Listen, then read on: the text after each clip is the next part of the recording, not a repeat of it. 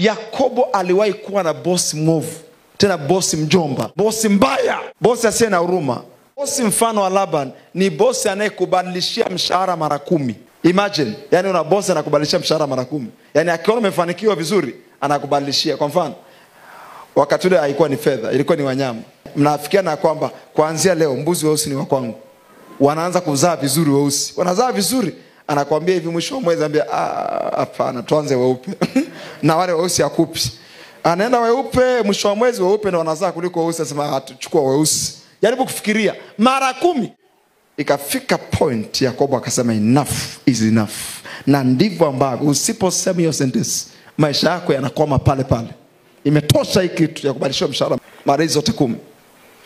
Yakobo alichokifanya akamwambia hivi, hii kitu imetosha, na nafikiri aliweka kamgomo fulani cha kuendelea na kazi. Na baada ya pale wakafanyana mafikiano ya kwamba milia ilikuwa ni namba 1, madoa na maraka.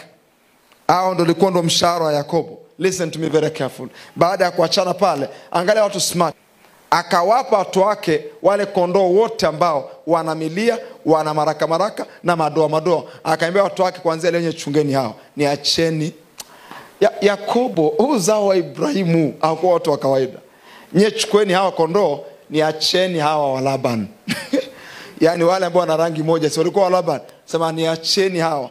Akachunga mara ya kwanza, akachunga mara ya pili. Akiwa mbugani na wachunga, si akapata wazo la kimungu bwana. Akapata wazo la kimungu akiwa anachunga wakati wa kuonyesha maji, akaangalia akagundua wakati wa kuonyesha maji wanapandana mle. Sasa siwezi kufanya kitu hapa nika speed up matokeo yangu. Akachukua fito, akazimenya. Alipozimenya akaziweka ndani ya maji. Zile fito zikisha kuwa ndani ya maji zinaonyesha picha ya milia. Ndani ya maji akazipanga, alafu zikaleta picha ya milia. Maana yake alikuwa anatengeneza principle ya imagination. Kanuni ya picha. Yani kondoo akiwa anaangalia hiyo picha, alafu dume likampanda akiwa anaangalia picha, maana yake mtoto atazaliwa sawa sawa na nini? Na picha. We bwana wewe. Kuna watu walio kutokea hapa duniani. Mmoja wao ni Yakobo pia.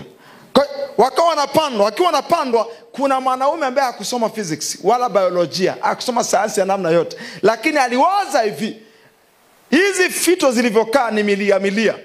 Na watoto, zile mbegu zikienda kwenye mayai ya kina mama, zile mbegu zitazaliwa kutokea kwenye picha wanayoiona mbele. Wakapata mimba. Walipopata mimba wakazaliwa exactly sawa sawa na picha.